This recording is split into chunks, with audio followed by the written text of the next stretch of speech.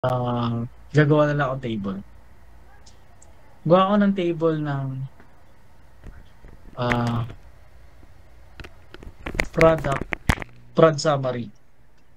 Okay? Sa data warehouse natin. Yung pangalan niya prod o product summary din. Buuin natin. Okay? So, record ID.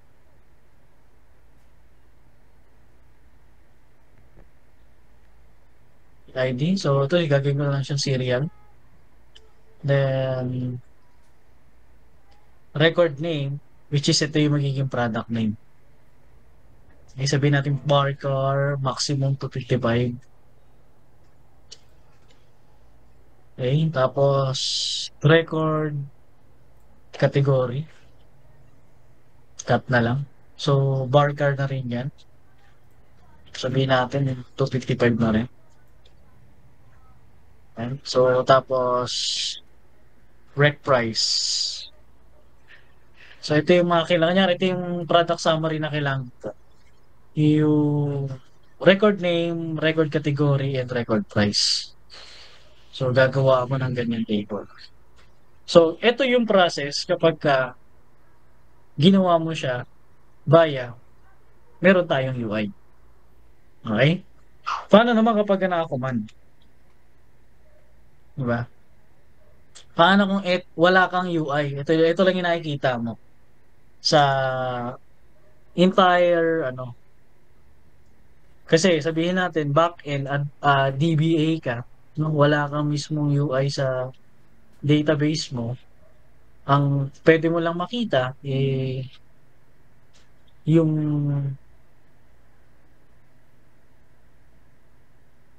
console, no? So yun lang yung nakikita mo. Paano gagawin?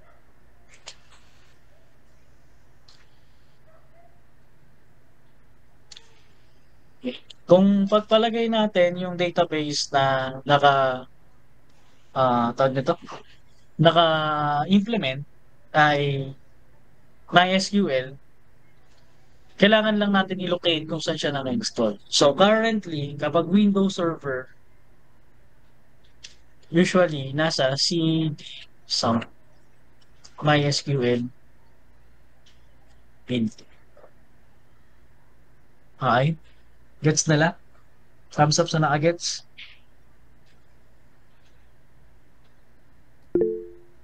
Siguro naman ay mag-command prompt. Okay? So dito, syempre, login tayo, MySQL. uroot. Kasi root yung username, tapos P, password wala. Nandito na tayo. Okay? So, nasa loob na tayo ng server 127. Ito, binary 10.4.2.27. Yan. So, dito, hindi gumagana na yung exit. Yung /c lang to clear. Pero wala rin, no? Yan, ayaw nitong /c. I-clear ko sana eh. Pero okay lang. Okay? So, i-use ko yung database na record. Yan. So, currently, makikita mo rito sa baba, record na yung current link selected. Okay? So, pwede nating i-show yung tables para makita mo yung mga tables. Yan. So, currently, ito yung mga table na nasa loob ng database na record. Kanina hindi ko napakita yung show databases. Possible kasi naman na tawag nito, makita mo yung mga databases. Okay, pero sa ngayon, ito yung, sige, exit natin. Pwede naman ma-exit it. So, CLS natin. Okay? So, login ka lang ulit. Pag nag-exit ka, MySQL u root-p. Password, wala. Pwede tayo mag-show databases. Tapos yung semicolon. Ayan. So, yan yung mga database na nandito sa akin. So, sa inyo, kung ah running yung SAM, running yung actually kahit hindi na running yung Apache, running lang yung MySQL server dun sa SAM, okay na yun. Okay. So, kunyari ito, no, i-open ko tong control panel. Yan. Basta running lang yung MySQL mo, okay na. Ito yung, andito yung database eh. Yan yung server. So, yung Apache server, alam naman natin PHP yan. Okay? Ito yung PHP server. So, MySQL server, yun yung may gamit natin. Okay? So, di ko alam kung naalala nyo pa to, no? Sa database management na nila niya, information management. Yan. So, i-use ko lang, no? Yung database na record para siya yung gagamitin natin. Pwede ka naman mag-enter ng marami. Pero yun nga, kung ano yung last na ano mo, dadami lang yun. Okay? So, next natin is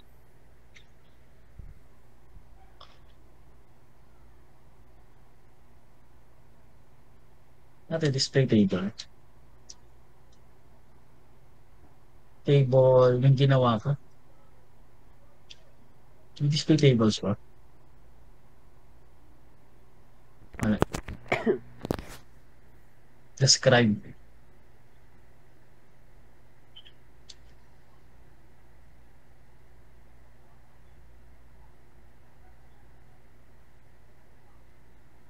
Table.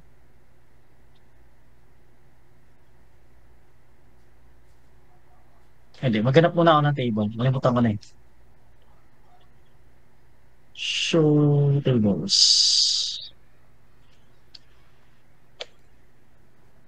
Yeah.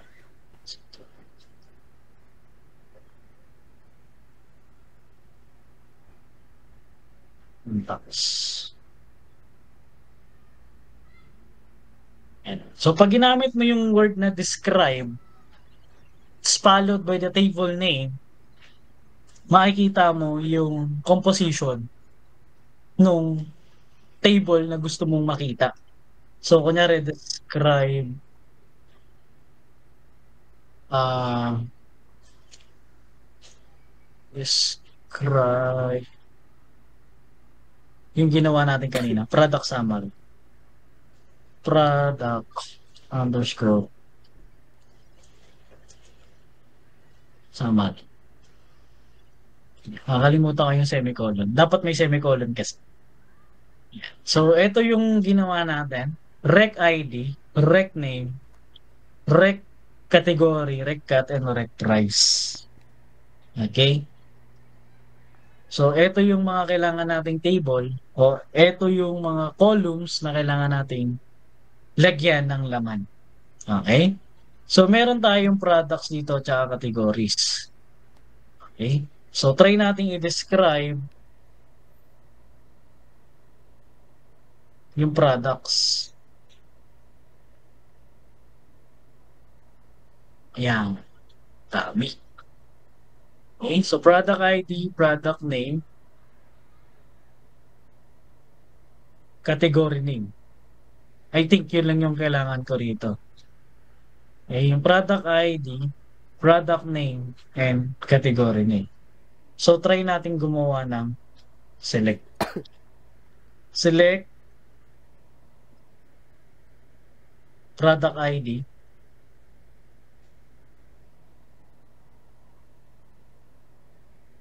comma, product name, comma, category name,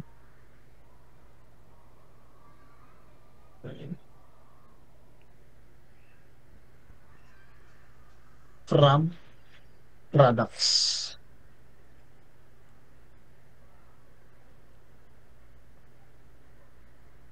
Excuse. Okay, so currently meron akong 288 rows to set. Eh, yung ano niya. Okay. So, describe. Ay, hindi ko nasama yung price. So, let's include yung price. Okay. Try. Yan. Medyo putol na yung table natin. Yan, zoom out ko na lang. Okay. Yung iba, walang prices. Ay, dito. Yan. Dito. Lumabas yung pan niya. Product ID, product name, category name, price from products. Okay? So, simple select lang to, tama? Sino na-gets na itong query natin? Thumbs up.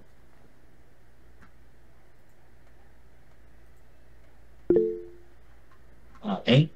So, ngayon, itong mga data na to, I would like to save or backup all the records na kailangan ko o ma-extract, sabihin na natin, no, extraction. Ma-extract ko siya at naipasok ko siya dito sa table ko ng saan yung table ko? Ito, nung record ng rec ID, rec name, rec cut, rec price. So yung ID, I think hindi ko na muna kailangan. Auto-increment lang naman eh. So rec name lang. Rec name, rec cut, tsaka rec price. Okay. So gamit yung select kanina. Okay.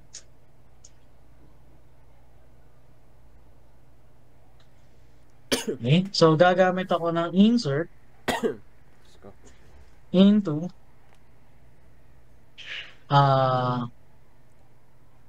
table ng product summary. Okay?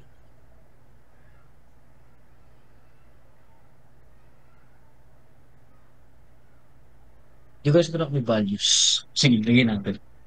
Yung product ID hindi pala kailangan. Okay? So, record name, comma, recut,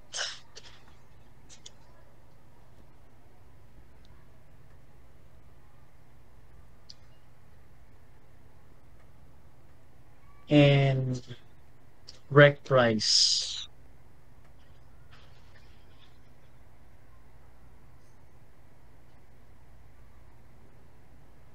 Okay? So, insert nyo into product summary, rec name, rec cut, rec price. Rec price nga ba yan?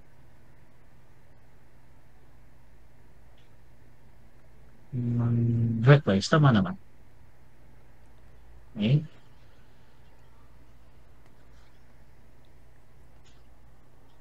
Then, try natin.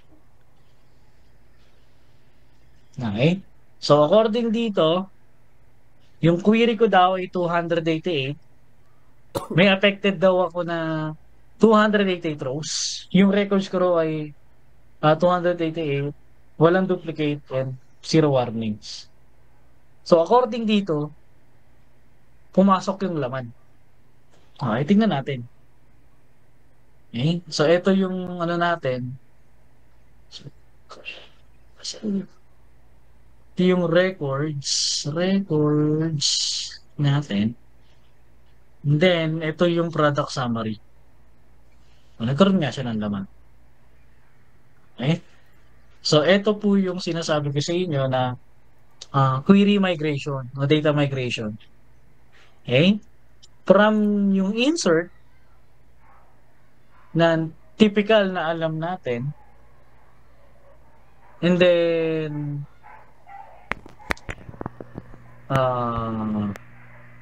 idudugtong mo yung select.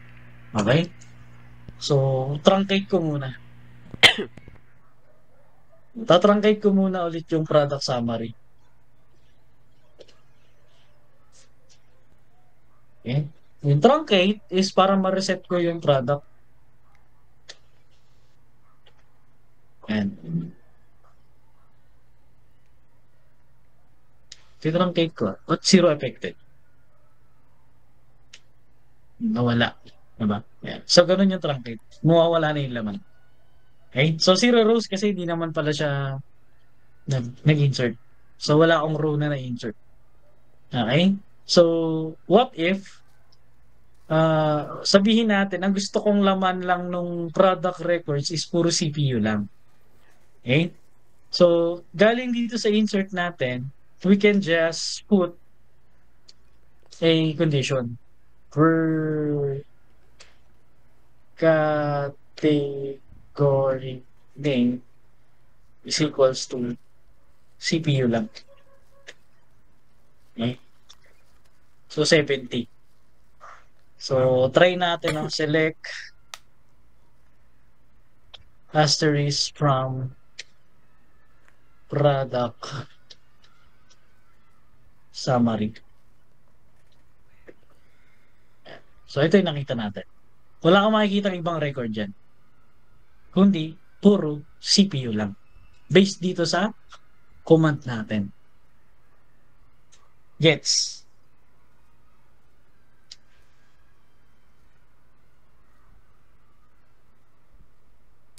Okay, o question.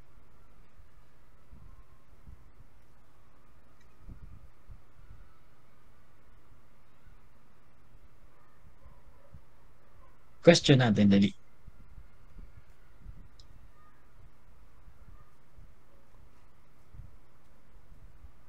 Walang tanong. Kung paano yung insert select.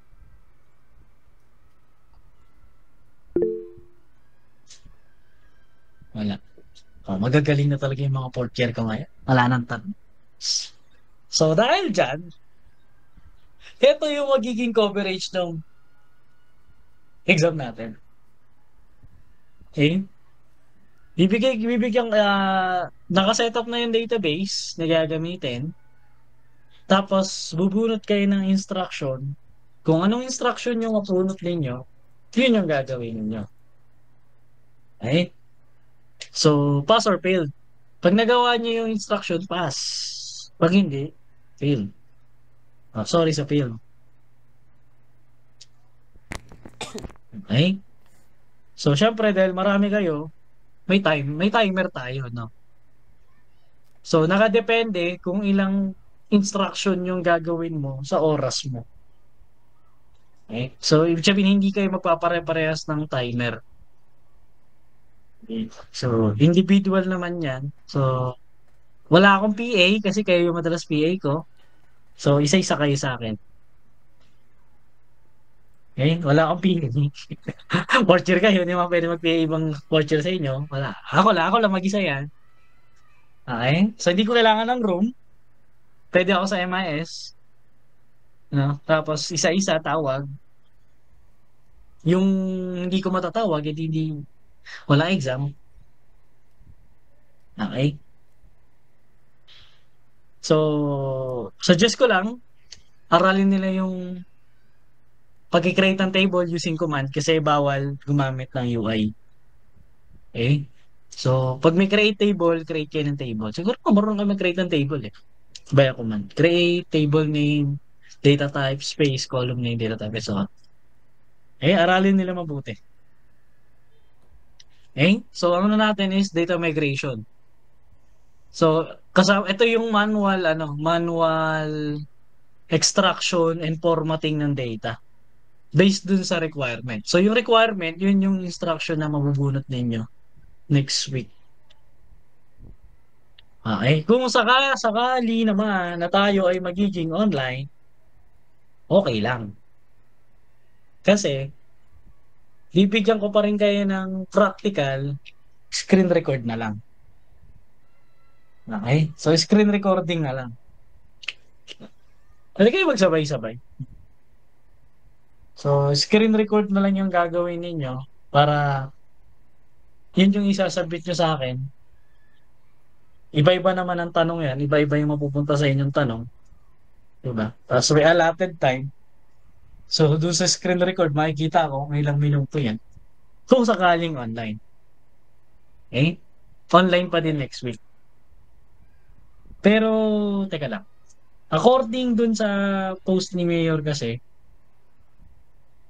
hindi daw kasama yung scheduled exam. Scheduled exam yan eh. O pwede face-to-face tayo 100%. Doon tayo sa UCC. O nga, naalala ko, pwede pala ako magpa-exam. Scheduled exam ang hindi kasama doon. At saka, hindi nyo ko pwede sabihin mainit dahil 6 p.m. yung klase. Huwag nyo akong sasabihin sa akin na ano, sir, ang init, heat wave. Heat wave sa alas 6 ng hapon. Walang dahilan na mag-online. 6 p.m. Eh? So, see you on Monday, 6 p.m. Ewan ko kung malakas kayo magdasal, sana may event ako ng May 6. No? Kung malakas na Pero kayo bigla magdasal, kayo maging online to. Pero duda na ako. Eh, so this is gonna be the last activity na mararanasan nyo sa akin. And hopefully, may pasa nila, no? Kasi kapag hindi nyo to naipasa, uulit kayo. Good luck. Okay? So, sana nagte-take kayo ng screenshots nitong query na to. No? And you can research it para ma-practice nila. Okay? Question?